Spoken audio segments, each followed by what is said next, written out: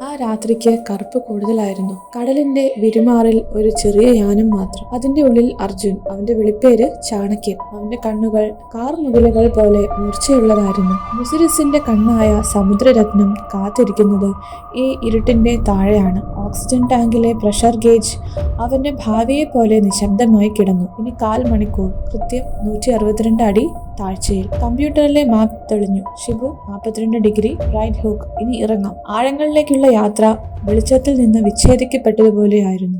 ഓരോ അടിയും വർഷങ്ങളുടെ ചരിത്രങ്ങളിലേക്കുള്ള ഊളിയിടൽ. ചൂടുള്ള കടൽവെള്ളം പെട്ടെന്ന് തണുത്തുറഞ്ഞു. അവൻ തന്റെ സ്കാനറിൽ ശ്രദ്ധിച്ചു. പ്രകൃതി സൃഷ്ടിച്ചതല്ല ഈ ഒഴുക്ക്, ഇത് തടസ്സമാണ്. പുരാതന മുസിരിസ് തുറമുഖം സംരക്ഷിക്കാൻ പഴയ ഭരണകൂടം പണിത ഇടിഞ്ഞ കരിങ്കൽ മതിലിന്റെ അവശിഷ്ടങ്ങൾക്കിടയിലൂടെ അവൻ മുന്നോട്ട് നീങ്ങണം. തെറ്റിപ്പോയാൽ ഈ ഒഴുക്ക് അവനെ പാറക്കെട്ടിൽ അടിച്ചു തകർക്കും. കരിങ്കൽ മതിലിന്റെ ഒടുവിൽ അത് കണ്ടു. മണലിൽ പാതി പൂണ്ടുപോയ ഒരു പത്തേമാരിയുടെ, അതായത് ഒരു പ്രാചീന കപ്പലിന്റെ തകർന്ന അസ്ഥികൂടം. അതിനു ചുറ്റും വലിയ കടൽ ജീവികളോ വിഷമുള്ള മത്സ്യങ്ങളോ കാവൽ നിൽക്കുന്നില്ല.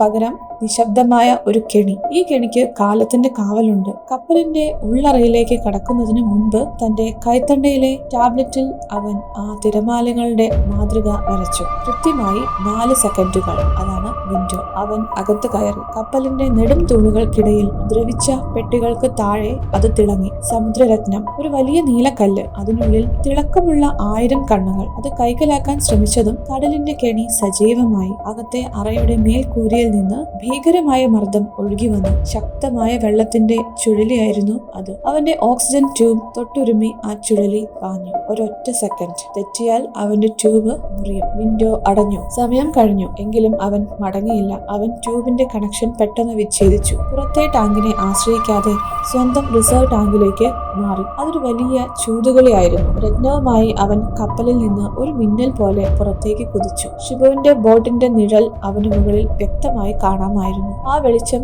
ലക്ഷ്യമാക്കി അവൻ കുതിച്ചു. അവന്റെ നെഞ്ചിലെ രത്നം കടലിന്റെ ആഴങ്ങളിൽ പോലും പ്രകാശിച്ചു. മരണം അവനെ തൊടാതെ മുകളിലേക്ക്.